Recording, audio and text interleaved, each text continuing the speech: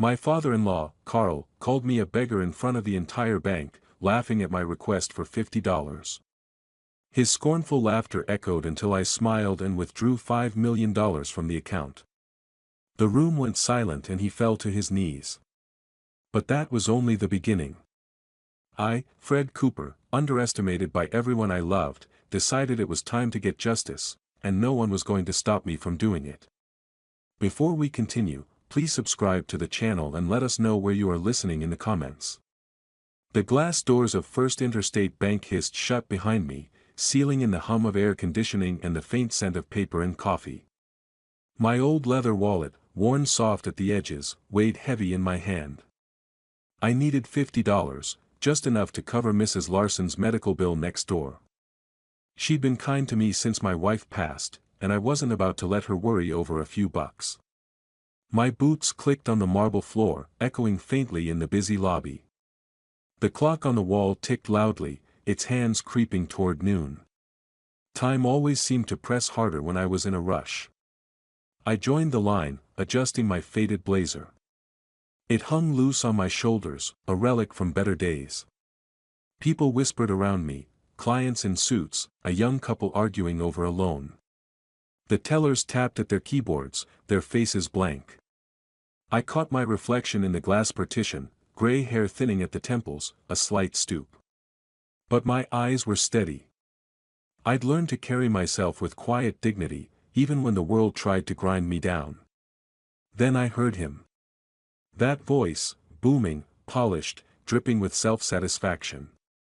Carl Wilson, my father-in-law, stood near the manager's desk, waving his arms like a conductor.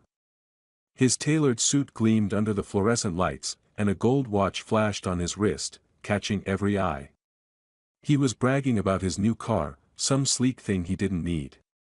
Paid cash, of course, he said, loud enough for the whole bank to hear. The manager, a wiry man with glasses, nodded politely, but his smile was tight.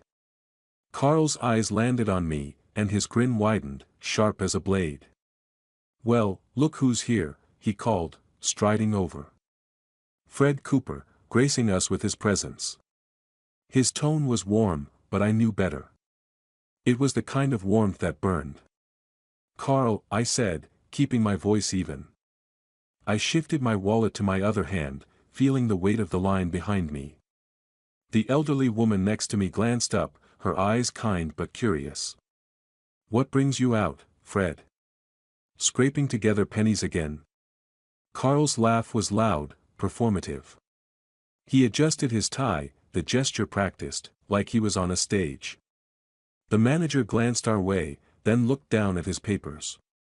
"I need $50, I said simply. No need to explain. Not to him. Carl's eyebrows shot up, mock surprise. $50 whole dollars. What's it for, Fred? Charity case?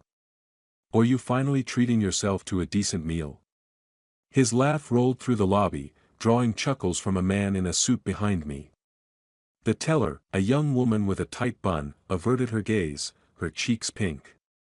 I felt the heat rise in my chest, but I kept my face still. I remembered a Christmas dinner years back, Carl holding court at the table, boasting about his business while I sat quietly, my wife's hand on mine. I'd lent him $10,000 that year to save his company. He never thanked me. Never even mentioned it. "Something worthwhile," I said, my voice low. The clock ticked louder, or maybe it was just my pulse. Carl leaned closer, his cologne sharp and overpowering. "Come on, Fred. Don't tell me you're still playing the saint. You've been scraping by forever. When are you gonna live a little?" His words were a taunt, each one a jab. The elderly woman in line frowned, her lips pursing. I caught her eye, and she gave a small nod, like she understood. I could have told him the truth. Could have said I'd built a fortune in real estate, brick by brick, while he was busy flashing his fake wealth. But I didn't. Not yet. Instead, I let the silence stretch, my fingers tightening on my wallet. Inside it, tucked behind a faded photo of my wife, was a letter she'd written before she died. You're stronger than they know, it said. I carried it everywhere. Carl laughed again, turning to the manager. See this guy? My daughter's husband, and he's begging for pocket change. A real rags to riches story, huh? The manager forced a smile, but his eyes darted to me, uncertain. The teller glanced up, her fingers pausing on the keyboard. She looked like she recognized me, though I couldn't place her. My jaw clenched, but I didn't flinch. I'd spent years swallowing his insults, for my wife's sake, for my son's. But something shifted inside me, like a door creaking open. I'd had enough. I stepped forward, my boots steady on the marble. The line moved, and I was next. Carl's laughter followed me, but it sounded hollow now. I reached into my pocket, past the letter, and pulled out a folded document, a single sheet that held more power than Carl could ever dream of. I smiled, feeling the gnarled knot of anger in my chest loosen into something else. Something sharp and certain. I approached the teller's window, the clock's ticking fading into the background. This was just the beginning. I stood at the teller's window, the folded document cool against my palm. The young woman behind the counter, her name tag read Emily, fumbled with her keyboard, her eyes flicking nervously between me and the crowd. The air in First Interstate Bank felt thicker now, charged with the weight of Carl's mocking laughter. He was still at it, his voice carrying over the hum of the lobby like a bad radio signal. $50, he crowed, turning to a man in a pinstripe suit. Can you believe this guy? My son-in-law, the pauper. The man chuckled, but it was half-hearted, like he wasn't sure he should. The elderly woman behind me shifted her weight, her purse clutched tight. Her frown deepened, and I felt a flicker of gratitude for her silent support. The glass doors at the entrance caught my reflection again, showing a man who looked tired but unbowed. I straightened my shoulders, the ache in them a reminder of years spent carrying everyone else's burdens. Sir.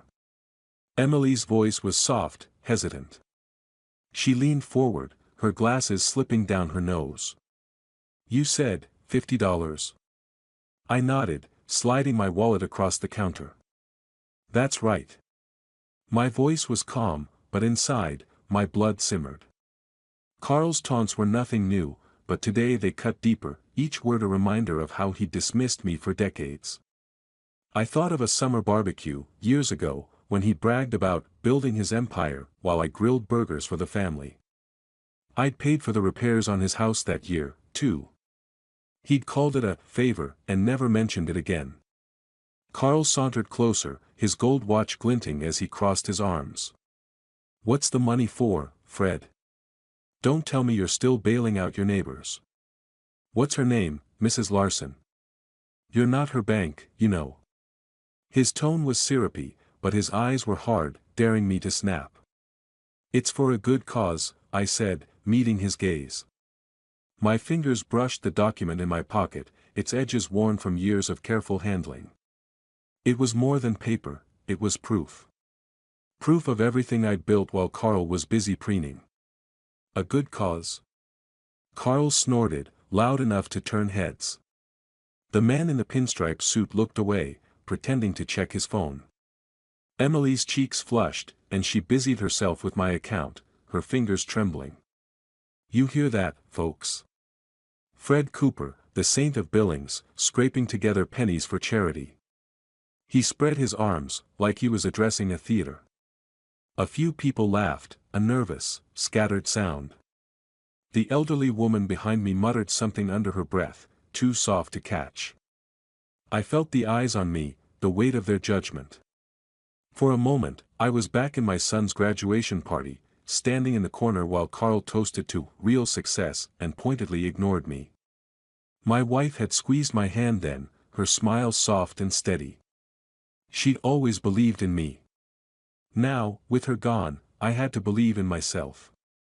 Carl, I said, my voice low but firm, you talk a lot for a man who's standing on borrowed ground. It was a small jab, but it hit. His smile faltered, just for a second. And I saw the crack in his polished facade. The tattered edge of his confidence, like the faint scratch I'd noticed on his watch earlier. He recovered quickly, stepping closer. Borrowed ground? That's rich, coming from you. What are you, Fred? A nobody who married my daughter and thinks he's something special. His voice rose, and the lobby went quiet, the only sound the tick of the clock and the rustle of papers. Emily froze, her hands hovering over the keyboard. The man in the suit coughed, and the elderly woman's purse creaked as she gripped it tighter. I didn't answer. Not yet. My heart pounded, but my face stayed still, a mask I'd perfected over years of his barbs. Inside, though, something was shifting. I'd spent my life putting others first, my wife, my son, even Carl. I'd let him walk over me because I thought it kept the peace. But peace wasn't worth this. Not anymore.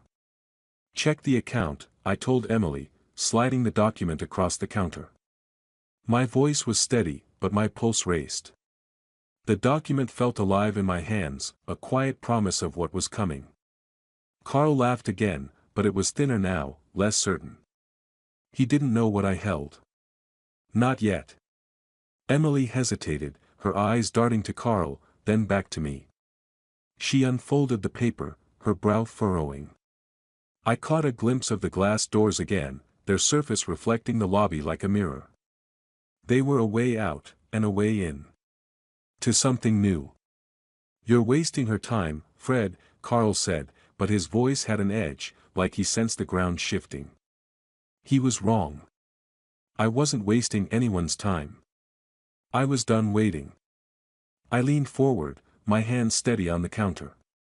The clock ticked on, but it didn't matter anymore. The door to my patience had slammed shut, and I wasn't going back.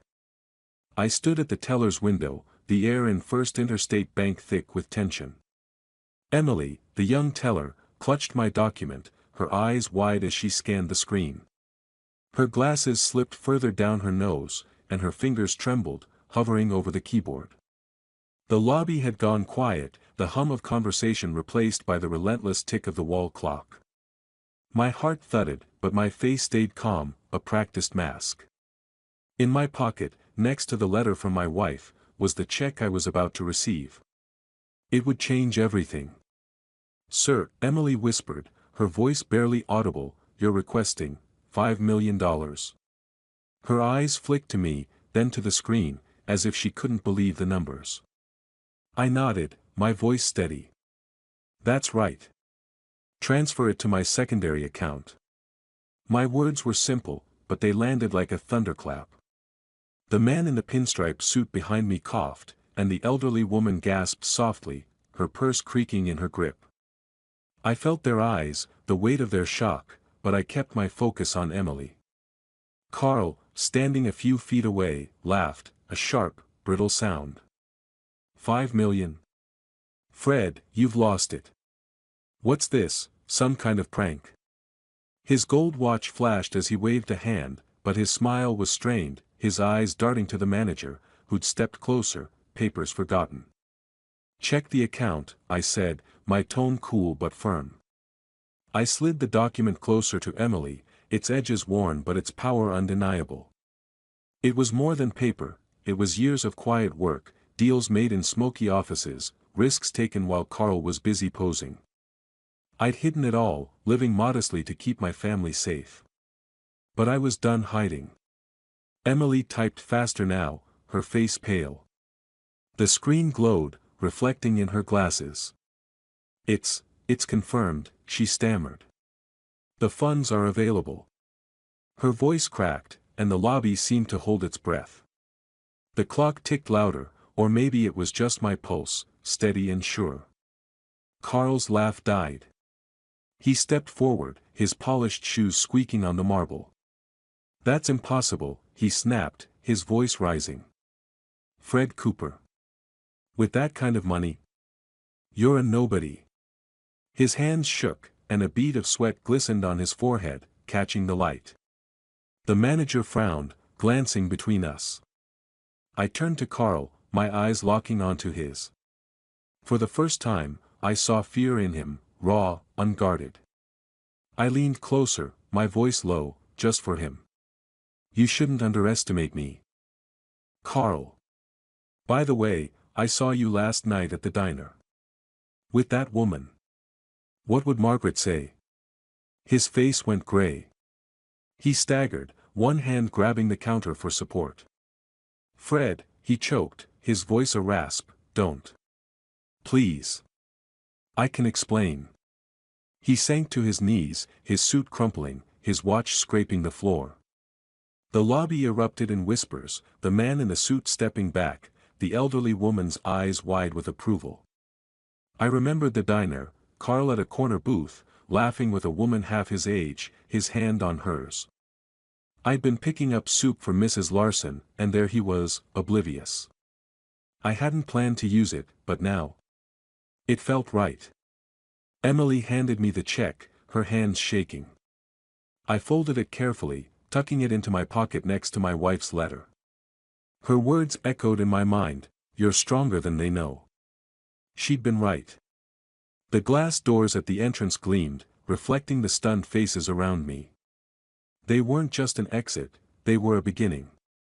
Keep it quiet, Carl, I said, my voice steady. For now. I turned, my boots clicking as I walked toward the doors. The lobby was a blur of gasps and murmurs, but I didn't look back. Carl's pleas faded, drowned by the tick of the clock and the rush of my own thoughts. This was my first move, but it wasn't my last. I thought of my son, George, and the fight waiting for me at home. He'd chosen Carl's side, blind to the truth. That hurt more than Carl's insults, but I'd deal with it. I'd deal with all of them. The doors slid open, cool spring air hitting my face. I stepped outside, the check heavy in my pocket. My old pickup waited in the lot, its paint chipped but reliable. I climbed in, my hand steady on the wheel. The clock in my mind ticked differently now, not counting down, but counting up. To justice. To truth. I started the engine, feeling the rumble beneath me. They had no idea what I was capable of. The engine of my old pickup sputtered as I pulled into the driveway, the gravel crunching under the tires. The spring sun hung low over Billings, casting long shadows across my modest house. I cut the ignition, the silence heavy, and patted my pocket where the check for $5 million rested, its weight both a triumph and a burden. My worn jacket clung to my shoulders, smelling faintly of dust and bank air. I wanted nothing more than to sit in my armchair, sip coffee, and let the day's victory settle. But as I climbed the porch steps, the front door stood ajar, a sliver of light spilling out. My stomach tightened. Someone was inside. I pushed the door open, the hinges creaking. The familiar scent of wood polish and brewed coffee greeted me, but the air felt charged, like before a storm. Family photos lined the hall, my wife's smile frozen in time, George as a boy grinning with a baseball glove. The living room was dim, the curtains half drawn.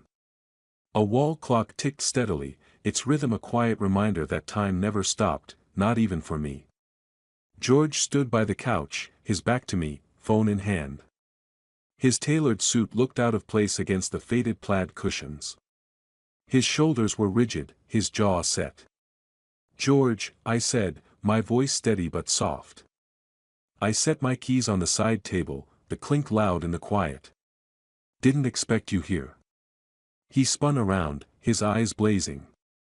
"What the hell did you do, Dad?" His voice was sharp, cutting through the room like a blade. He stepped forward, clutching his phone so tight his knuckles whitened. "Carl called me. Said you humiliated him in front of everyone at the bank. Made him beg on his knees." I froze, my hand still on the table. The check in my pocket felt heavier, a silent witness to the truth. "I didn't make him do anything," I said, keeping my tone even. "He brought it on himself." "Bullshit." George snapped, his face flushing. He paced, his polished shoes scuffing the rug. "You think you're some big shot now? Dragging Carl's name through the mud? You embarrassed our whole family." His words stung, each one a jab at the years I'd spent shielding him, sacrificing for him. I took a breath, steadying myself. The clock ticked on, relentless. George, you don't know the half of it.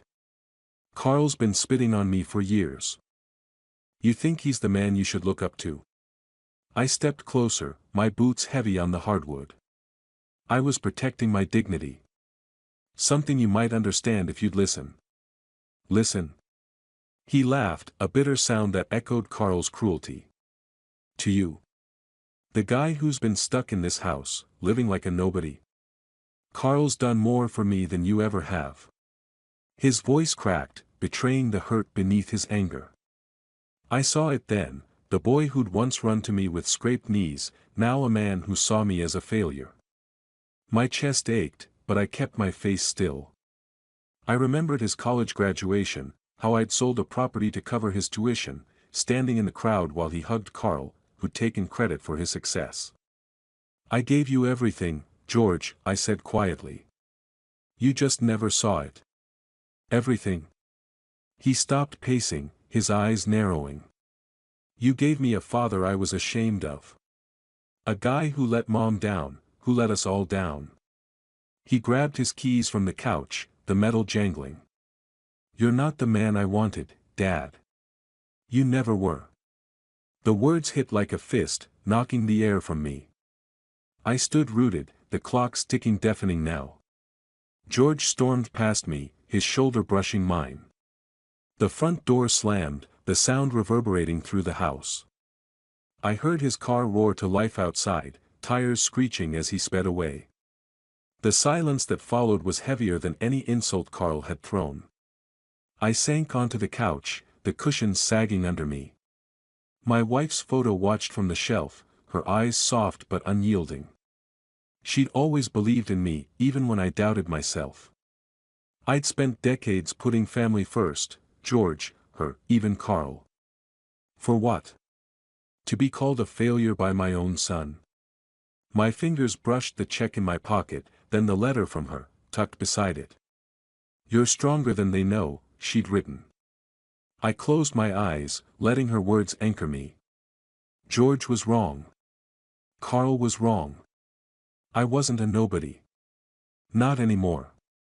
I stood, my knees creaking, and crossed to the kitchen. The table was cluttered with bills, but I pushed them aside, pulling out a folder of old financial reports. Documents that held the truth of my life, years of quiet wealth, hidden to protect those I loved. The clock ticked on, but it felt different now, like it was counting down to something new. I spread the papers out, my hands steady. George's words echoed, but they didn't break me. They sharpened me. I'd lost my son's respect, but I wouldn't lose my dignity. Not again. My eyes fell on the folder's edge, where a name caught the light. A name I hadn't thought of in years. Someone who could help me fight.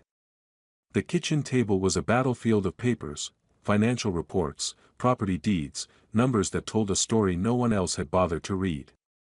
I sat under the glow of a single lamp, its light pooling on the worn wood, casting shadows that danced like ghosts.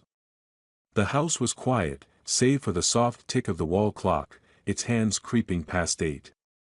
My fingers traced a scar on my knuckles, a memento from a construction job I'd taken to pay for George's braces. Every mark on me was a choice, a sacrifice. But tonight, I was done being the martyr. The papers spread before me were proof of what I'd built, decades of real estate deals, late-night studying markets, risks that paid off while I lived like I had nothing. I'd done it for them. For my wife, who deserved a life without worry. For George, who deserved a future. Even for Carl, who'd leaned on me more than he'd ever admit. I leaned back, the chair creaking, and let my eyes drift to her photo on the shelf. Her smile was steady, a beacon in the dim room. You're stronger than they know, her letter said, tucked in my pocket next to the check. I wanted to believe her. I remembered a day 20 years ago, standing on an empty train platform, a ticket to Paris in my hand. I'd dreamed of showing her Europe, walking cobblestone streets, laughing over wine. But Carl's daughter, my wife, needed a wedding, and he couldn't pay. So I sold the tickets, gave him the money, and watched her walk down the aisle in a dress I'd quietly funded. The platform had been cold, the ticket useless. I'd told myself it was worth it. Now, I wasn't so sure. The clock ticked, each second a reminder of time I couldn't get back. George's words from earlier burned in my chest, "You're not the man I wanted." I'd given him everything, college, a car, a start in life. And he'd thrown it back in my face, choosing Carl's flash over my quiet strength. My fingers tightened on a report, the paper crinkling. I'd spent my life bending so others could stand tall. Enough. Who am I kidding? I muttered, my voice rough in the silence. I let them walk all over me. I stood, pacing the kitchen, my boots scuffing the linoleum. The air smelled of coffee and dust, the house a museum of my choices.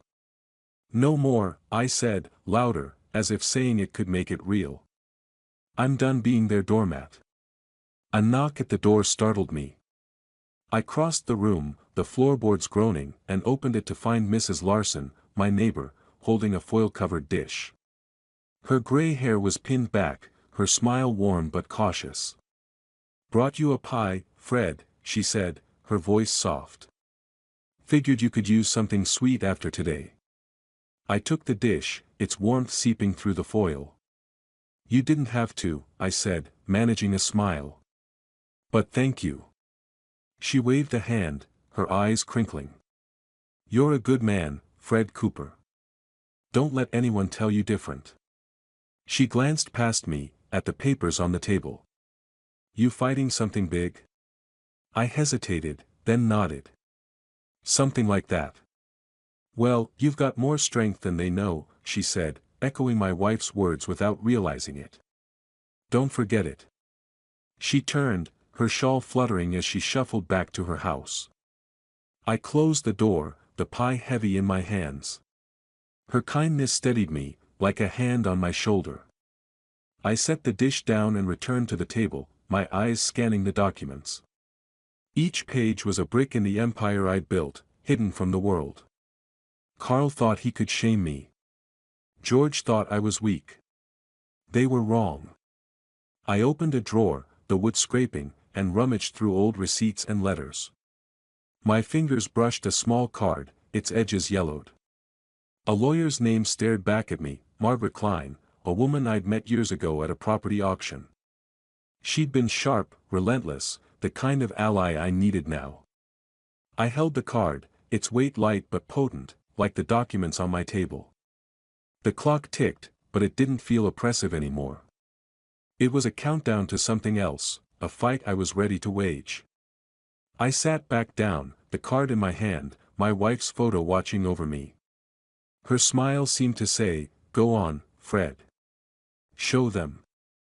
I turned the card over, my thumb brushing the embossed letters.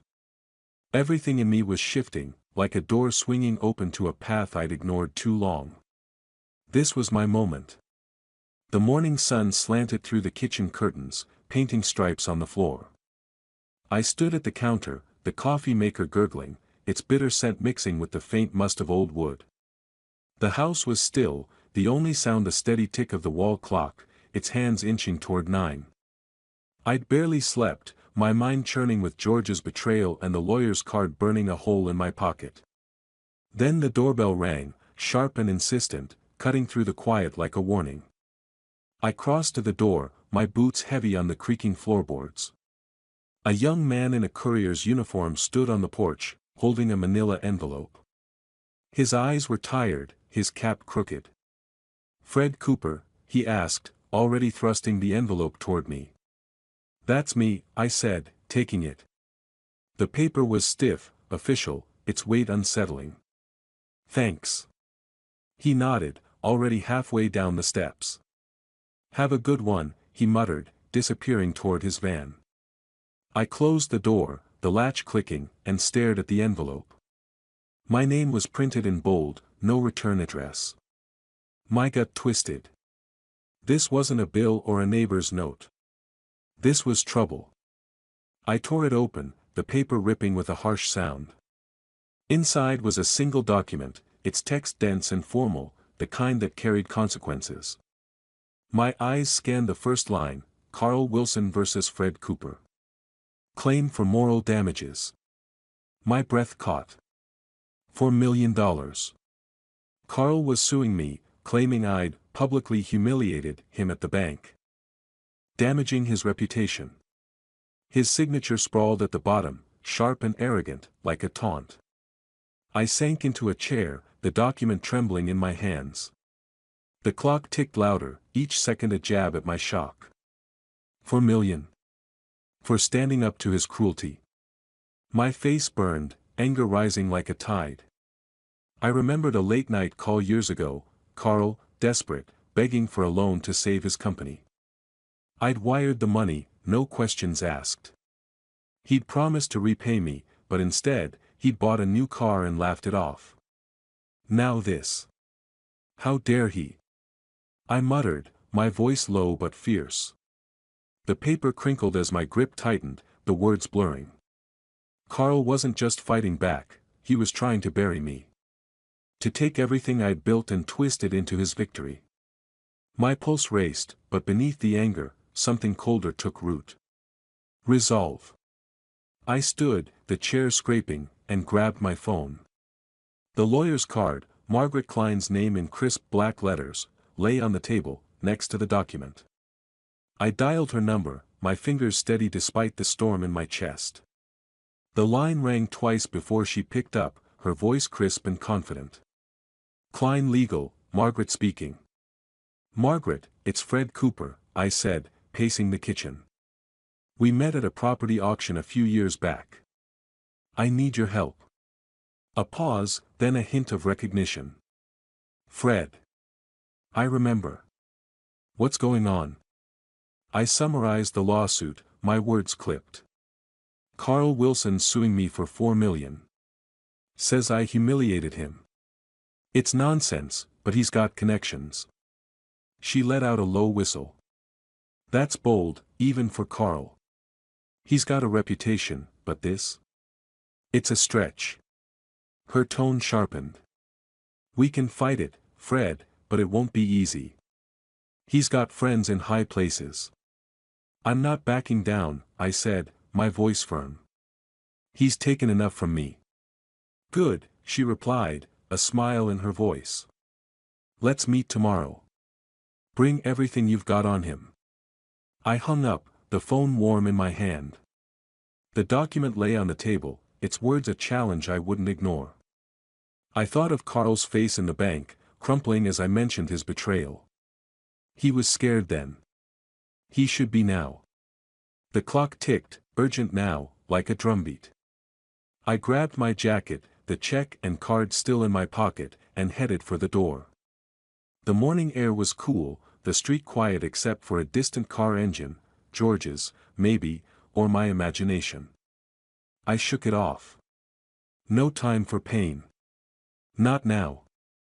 I stepped onto the porch, the document tucked under my arm. The sun was higher, the world bright and unyielding. Each step felt heavier, surer, carrying me toward a fight I was ready to win. The streets of Billings buzzed with morning traffic as I parked my pickup outside a squat brick building downtown. The folder in my hand, Carl's lawsuit papers and my own financial records, felt like a weapon, heavy with purpose. My boots crunched on the sidewalk, the spring air sharp against my face. I adjusted my jacket, its frayed cuffs a stark contrast to the polished glass door ahead. Margaret Klein's name gleamed in gold lettering, promising a fight I was ready to wage. The clock in my mind ticked, counting down to the court date. Time was tight, but I was sharper. I pushed through the door, a bell jangling above. The office smelled of ink and old leather, its walls lined with sagging bookshelves. A desk lamp cast a warm glow, battling the gray light from a single window. A wall clock ticked, its second hand jerky, like it was struggling to keep up. The receptionist, a young woman with a tight ponytail, glanced up from her computer. "Mr. Cooper?" she asked, her voice clipped. I nodded, and she waved me toward a hallway. "Ms. Klein's waiting." Margaret's office was cramped but orderly, papers stacked neatly on her desk. She stood as I entered, her gray suit crisp, her hair pulled back in a no-nonsense bun. Her eyes, sharp as a hawk's, softened slightly. "Fred," she said, extending a hand. "Been a while." Her grip was firm, a reminder of the property auction where we'd first met, her outbidding a cocky developer, me quietly securing a lot no one else wanted. "Too long," I said, settling into a creaky chair. I slid the folder across her desk, the lawsuit papers on top. "Carl's playing dirty. $4 million for his ego? It's a joke." Margaret skimmed the document, her lips pursing. The clock's ticking filled the silence, each second a nudge toward the fight ahead. "He's got nerve," she muttered, flipping a page. "Claims you slandered him in public, ruined his reputation. He's got friends in this town, Fred. Judges, councilmen. This won't be a walk in the park." I leaned forward, my hand steady. "I don't expect it to be. But Carl's not as untouchable as he thinks." My voice was calm, but my pulse thrummed. I thought of the bank, his face crumpling when I mentioned his betrayal. I had something on him, something more than words. But I wasn't ready to show my hand. Margaret raised an eyebrow, her pen tapping the desk. "You've got a plan, don't you? Something you're not telling me." Her tone was half curious, half challenging. I smiled, just enough to keep her guessing. "Let's say I've got a few cards up my sleeve. Things Carl doesn't know I know." My fingers brushed the folder, the documents inside a quiet promise. I remembered a lawsuit 20 years ago, a shady partner who tried to cheat me on a deal. I'd won then, digging up evidence he thought was buried. This time would be no different. "Care to share?" Margaret pressed, her eyes narrowing. The receptionist's typing drifted through the door, a faint rhythm under the clock's relentless beat. "Not yet," I said, my voice low. "But when the time comes, you'll have everything you need to bury him." I leaned back, the chair groaning. My wife's letter, tucked in my pocket, seemed to pulse with her words, "You're stronger than they know." She'd believed in me. Now I believed in myself. Margaret nodded, a spark of respect in her eyes. "All right, Fred. We'll start with discovery, pull his financials, see what he's hiding. But if you've got something solid, don't wait too long." She jotted a note, her pen scratching. "He's got a head start, and his connections run deep." "I'm not worried," I said, and I meant it. Carl had underestimated me for years. George had, too. But I wasn't the man they thought I was, not anymore. The clock ticked, its sound sharper now, like a countdown to justice. Margaret slid the folder back to me, her expression all business. "We've got work to do. I'll file a motion to dismiss, but we need to be ready for a fight. You in?" "All the way," I said, standing. I tucked the folder under my arm, its weight grounding me. The office door loomed ahead, not just an exit but a gateway to the next move. I thought of Carl's smug grin, George's angry words. They'd both learn soon enough. I stepped into the hallway, the receptionist glancing up as I passed. The street outside was louder now, cars honking, life moving on. I pushed through the glass door, the bell jangling behind me. The folder was heavy, but my steps were light. The wind stung my cheeks, carrying the promise of spring, and something more. My plan was taking shape, piece by piece. The lamp on my desk buzzed faintly, casting a harsh glow over the clutter of bank statements and property records. My home office, a spare bedroom with a sagging bookshelf and a chipped coffee mug, was my war room now. The air smelled of stale grounds and ink, the only sound the soft tick of a shelf clock, its hands creeping toward midnight. I scribbled notes on a legal pad, my pencil scratching as I cross-referenced Carl's loans against my own investments. Every number was a clue, every line a step closer to tearing down his facade. My wife's photo watched from the wall, her smile a quiet push to keep going. I leaned back, my chair creaking, and rubbed my eyes. The lawsuit loomed, but I wasn't just defending myself, I was building a case. Carl's betrayal in the bank wasn't enough. I needed proof, something undeniable. My phone sat beside me, Margaret's number on speed dial, but tonight I needed someone else. I dialed Frank, a private investigator I'd hired once to track a shady tenant. His voice, when he answered, was gravelly, laced with cigarette smoke. "Fred. Hell, it's late. What's cooking?" "Carl Wilson," I said, my voice low. "I need dirt. Something solid." I glanced at the clock, it's ticking, a reminder of the court date barreling toward me. Frank chuckled, a dry, cynical sound. "Wilson's a slippery bastard, but nobody's clean." "What are we looking for?" "Anything that proves he's not the saint he pretends to be," I said. "Start with his personal life. You know what I saw at the diner." I remembered that night, Carl laughing with a woman, his hand on hers, oblivious to me in the corner. I'd kept quiet then, for my wife's sake. Now, silence wasn't an option. "Got it," Frank said. "I'll poke around. But if he's got secrets, they're buried deep. Could get messy." "Messy's fine," I replied, my fingers tightening on the phone. "Just get me something I can use." I hung up, the room's silence heavier now. The documents on my desk were a map of Carl's lies, loans he'd defaulted on, deals he'd fudged. But they weren't enough. Not yet. My phone buzzed, George's name flashing on the screen. My heart lurched. I hadn't spoken to him since he stormed out, his words still raw, "You're not the man I wanted." I let it ring, my thumb hovering, then answered. "George," I said, my voice flat. "Dad," he started, his tone softer, hesitant. "Look, maybe I was too harsh. Can we talk? I don't want this wall between us." His words were a lifeline, but they came too late. I closed my eyes, the clocks ticking loud in my ears. Part of me wanted to say yes, to mend things. But I saw Carl's shadow behind him, the years of misplaced loyalty. "You need to figure out who you're standing with, son," I said, my voice steady but cold.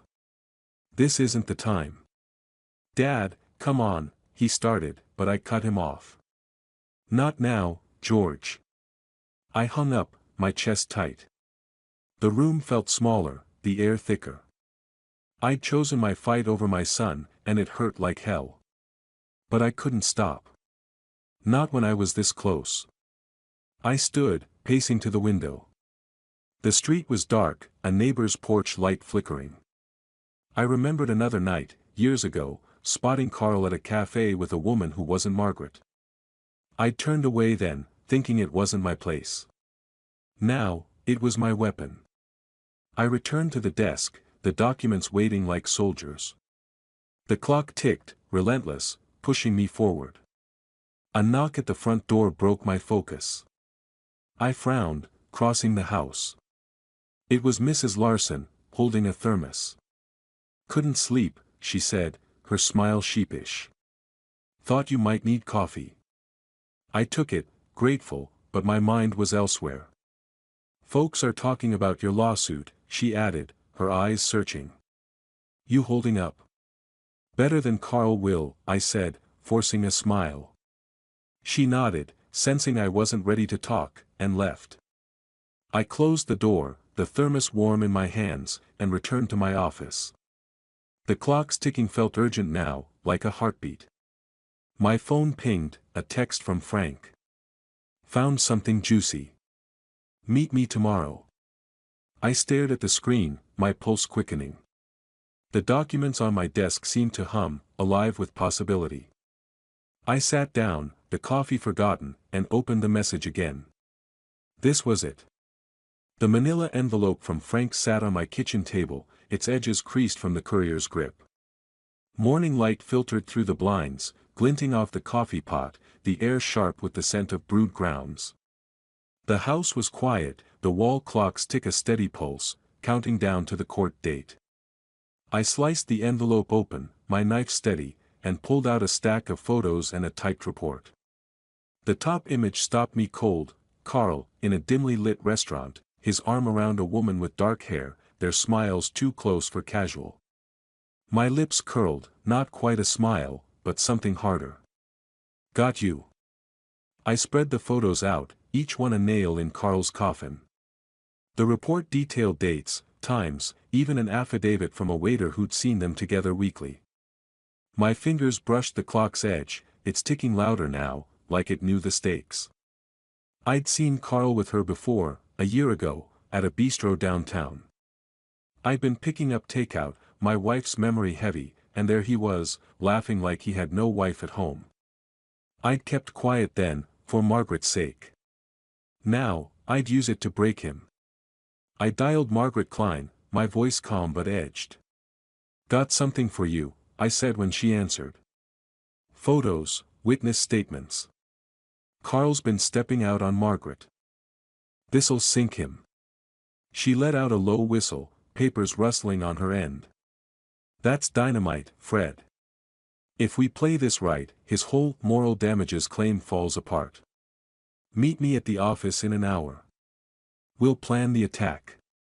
Her excitement was infectious, but I stayed cool. This wasn't victory, not yet. I hung up, tucking the photos into a folder. The clock ticked, its rhythm a reminder of the days slipping away. I thought of Carl's face in the bank, crumpling when I mentioned his betrayal. He'd begged then. He'd beg again. My wife's letter, in my pocket, seemed to hum with approval. You're stronger than they know, she'd written. I was proving it. My phone rang, shattering the quiet. Carl's name flashed on the screen, and my pulse spiked. I answered, my voice ice. What do you want? You're digging where you shouldn't, Fred, he snarled, his voice low, venomous. Keep this up, and I'll ruin you. Your name, your money, gone. His words were a blade, but they didn't cut. Not anymore. I leaned against the counter, the photos in front of me. Funny, Carl. I was about to say the same to you. My tone was steady, almost amused. How's Margaret doing? Had a good talk with her lately? He went silent, his breathing heavy. You wouldn't dare, he hissed. You're bluffing. Try me, I said, and hung up. My heart pounded, but my hands were steady. The clock's ticking filled the room, a drumbeat to my resolve. Carl thought he could scare me off, like he'd done for years. He was wrong. I grabbed my jacket, the folder under my arm, and headed out. The drive to Margaret's office was quick, the streets of Billings waking up with delivery trucks and early commuters. Her building loomed ahead, its brick facade solid, unyielding. I parked, my boots hitting the pavement with purpose. The glass door reflected my face, older, lined, but sharp with intent. I pushed through, the bell jangling. Margaret was waiting, her desk cluttered with legal pads. She took the folder, her eyes scanning the photos. This is gold, she said, her voice alive with strategy. We'll file a counterclaim, defamation, emotional distress. He's got no leg to stand on. She looked up, her smile fierce. You ready to take him down? Been ready for years, I said, settling into a chair. The office smelled of coffee and determination, the clock on her wall ticking in sync with my own. I remembered a family dinner, Carl boasting while I sat silent, my wife's hand on mine. I'd protected his secrets then, for her. Now, I'd use them for me. We spread the documents out, plotting our moves. The photos were our ace, but we needed more, financial discrepancies, anything to expose Carl's lies. Margaret scribbled notes, her pen flying. The door to her office stood ajar, a sliver of hallway visible, like a path to the courtroom. I leaned forward, my mind racing with possibilities. Everything was falling into place. The courtroom in Billings smelled of polished wood and stale coffee, its high ceiling amplifying the murmur of spectators. I sat at the defendant's table, my tie a touch too tight, my hands gripping the edge of the oak surface. The folder of evidence, photos, bank records, and the damning security footage, lay in front of me, a quiet arsenal. The clock above the judge's bench ticked, its sound sharp in the tense air, counting down to the moment I'd been building toward. My lawyer, Margaret Klein, adjusted her glasses, her calm confidence a steady anchor. Across the aisle, Carl Wilson fidgeted, his tailored suit creased, his fingers drumming nervously on the table. He avoided my gaze, but I caught George's eyes in the back row, his face a storm of doubt and regret. The judge, a stern woman with gray hair pulled tight, banged her gavel. "Order," she said, her voice cutting through the whispers. "Mr. Wilson, your counsel may proceed." Carl's lawyer, a slick man with a sharp smile, stood.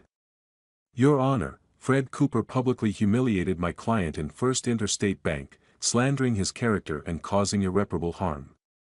We seek $4 million in damages for this deliberate attack." His words were smooth, practiced, but I saw Carl flinch, his eyes darting to the crowd. Margaret, his wife, sat rigid in the front row, her lips a thin line. Margaret Klein leaned toward me, her voice low. "Ready for the fireworks?" I nodded, my jaw tight. The clock ticked, relentless, as Carl's lawyer painted me as a vindictive nobody, twisting the bank scene into a melodrama. I kept my face still, but my pulse raced. I thought of my wife's letter in my pocket, "You're stronger than they know." She was right. I was ready. "Your Honor," Margaret Klein said, rising, her tone sharp but composed. "The plaintiff's claims are baseless. We have evidence that proves Mr. Cooper acted within his rights and spoke the truth." She held up a USB drive, its black casing glinting. "Security footage from the bank, provided by the manager, shows the incident in full." The courtroom buzzed, heads turning. Carl's face paled, his hands clenching. George leaned forward, his eyes narrowing. The judge nodded, and a clerk set up a screen. The footage played, grainy but clear. Me at the teller's window, calm, asking for my money. Carl, mocking, his voice loud, calling me a beggar. Then his collapse, unprompted, his knees hitting the floor as I mentioned his betrayal. The crowd gasped, an elderly woman in the back nodding approvingly, her eyes on me. "That's not how it happened," Carl blurted, his voice cracking. His lawyer hissed at him to be quiet, but the damage was done. The judge's eyes narrowed, her gavel hovering. Margaret Klein pressed on, her voice steady. "The footage shows Mr. Cooper made no threats. Mr. Wilson's reaction was his own, driven by guilt." I glanced at George. His face was a mix of shock and something else, doubt, maybe, or shame. He'd believed Carl's lies for too long, but now the truth was cracking through. I remembered a deal I'd struck years ago, trading a favor with the bank manager to keep my accounts private. That favor had gotten me the footage, a key I'd held close until now. "Your Honor, we move to dismiss," Margaret said, her voice rising. "The plaintiff's claims are not only unfounded but an attempt to deflect from his own misconduct." She slid a photo across the table, Carl with the other woman, their hands touching. Margaret, his wife, stiffened, her knuckles whitening on her purse. The judge called for order, her gavel sharp.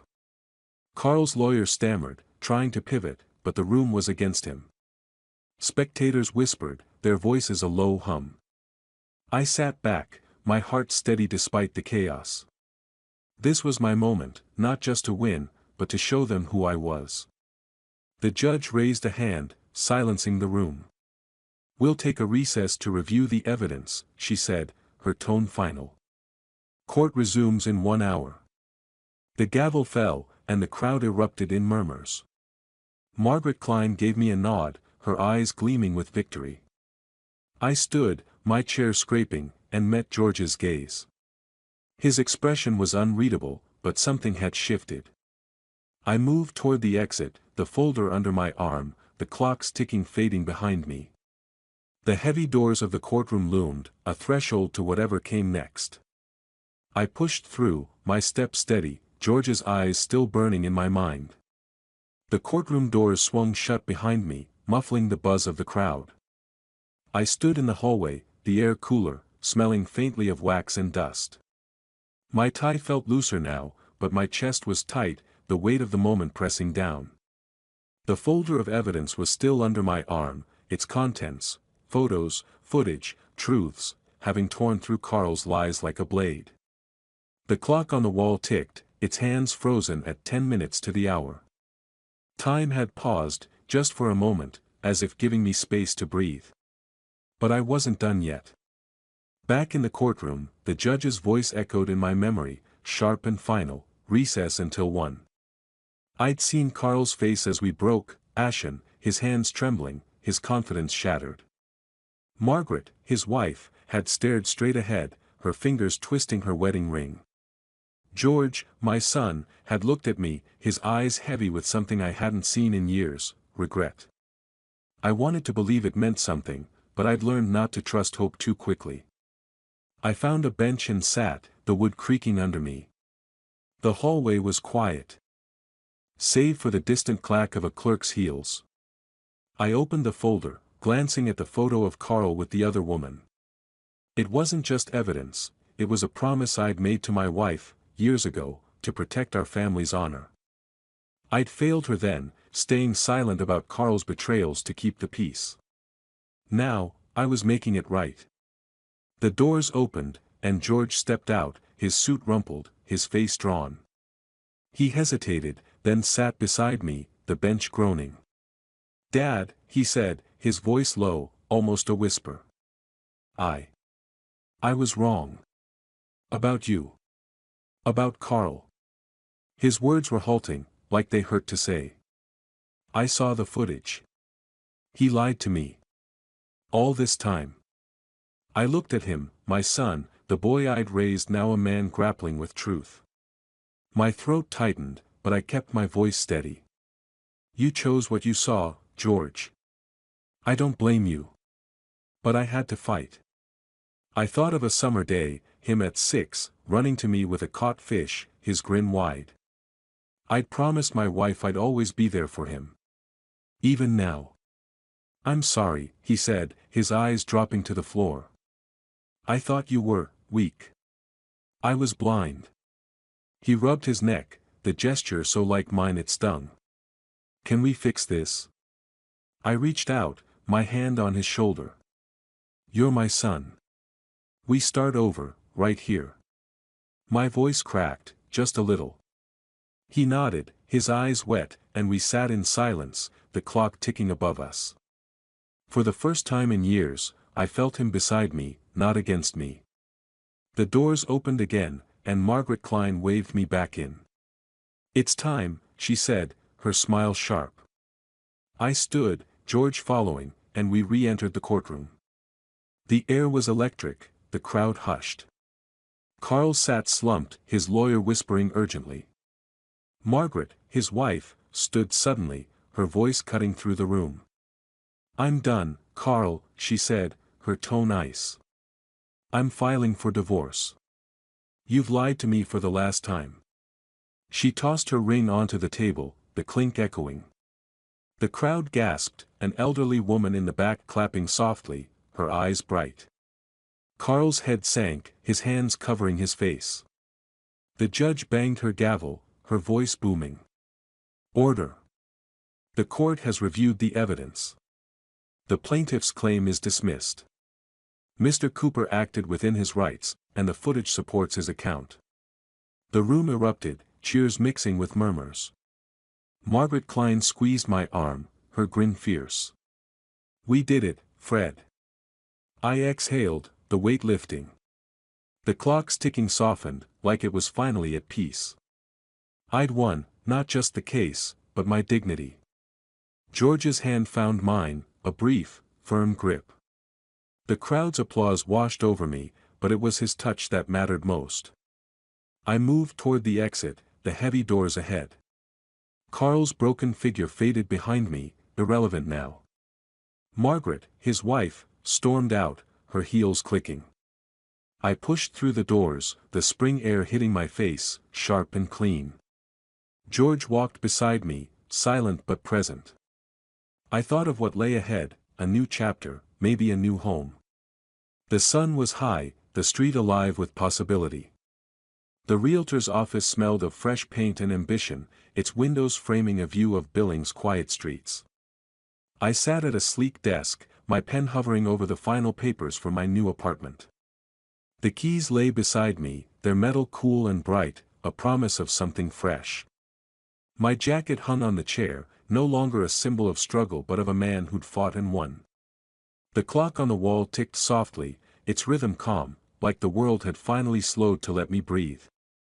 I signed the last page, my signature steady, and slid the papers to the realtor, a young woman with a warm smile. "Congratulations, Mr. Cooper," she said, handing me the keys. "This place is going to suit you." Her enthusiasm was genuine, and I nodded, feeling a lightness I hadn't known in years. The apartment was modest but bright, with wide windows overlooking a park where kids played and trees swayed in the spring breeze. I'd chosen it for the view, for the quiet, a place to rebuild. I drove to the apartment, the keys jangling in my pocket next to my wife's letter. The building was new, its walls crisp white, the air inside sharp with the scent of varnish. I walked through the empty rooms, my boots echoing on the hardwood. In the living room, I set a photo of her on the mantel, her smile soft, eternal. "We did it," I whispered, my fingers brushing the frame. The clock on the wall ticked, a gentle reminder of time moving forward, not back. Later that day, I met with a lawyer, not Margaret Klein, but a trust specialist, a wiry man with thick glasses. We sat in his office, papers spread out, detailing a trust fund for a local charity. It was her dream, mine too, to give back to Billings, to help people like Mrs. Larson who'd been kind when I needed it most. I signed the documents, my hand steady, the weight of my wealth no longer a secret but a tool. The lawyer shook my hand, his grip firm. "This'll do a lot of good, Fred," he said. I nodded, thinking of her, of the promises we'd made under starlit skies. That evening, George came over, his knock hesitant but welcome. I opened the door, the new apartment's light spilling onto the hall. He held a fishing rod, its handle worn, the one we'd used on summer trips when he was a boy. "Thought we could hit the river soon," he said, his voice shy, almost hopeful. His suit was gone, replaced by jeans and a flannel shirt, like he was trying to be the kid I remembered. I grinned, taking the rod. "You're buying the bait," I teased, and he laughed, a sound I hadn't heard in too long. We sat on the new couch, still stiff from the store, and talked, really talked, for the first time in years. "I'm proud of you, Dad," he said, his eyes meeting mine. "I was wrong. About everything." "You're here now," I said, my voice thick. "That's what counts." We swapped stories, his about work, mine about the trial. He laughed when I mimicked Carl's courtroom stammer, and I felt a warmth I thought I'd lost. I remembered a night by the river, him small and wide-eyed, asking if we'd always be a team. I'd said yes then. I meant it now. The clock ticked, its sound a soft backdrop to our laughter. I thought of the fight, Carl's downfall, Margaret's departure, the courtroom's applause. It had cost me years of silence, but it had given me back my son, my dignity. I'd kept my promise to her, to myself. The trust fund was just the start. There'd be more, scholarships, maybe, or a community center. I'd figure it out. I stepped onto the balcony, George following. The park below was alive with evening joggers, kids chasing a ball. The sun dipped low, painting the sky gold and pink. I leaned on the railing, the air cool, the world open. George stood beside me, quiet but close. I thought of the courtroom doors, the way they'd swung shut on my old life. These new doors, literal, metaphorical, were wide open. I walked to the park later, alone, the grass soft under my boots. An oak stood tall, its branches swaying. I stopped beneath it, the sunset warming my face. The clock in my mind had stopped ticking, replaced by a quiet certainty. I'd fought, I'd won, and now, I could live. If you liked this story, please like this video, subscribe to the channel, and share your impressions of this story in the comments. To listen to the next story, click on the box on the left. Thank you for watching.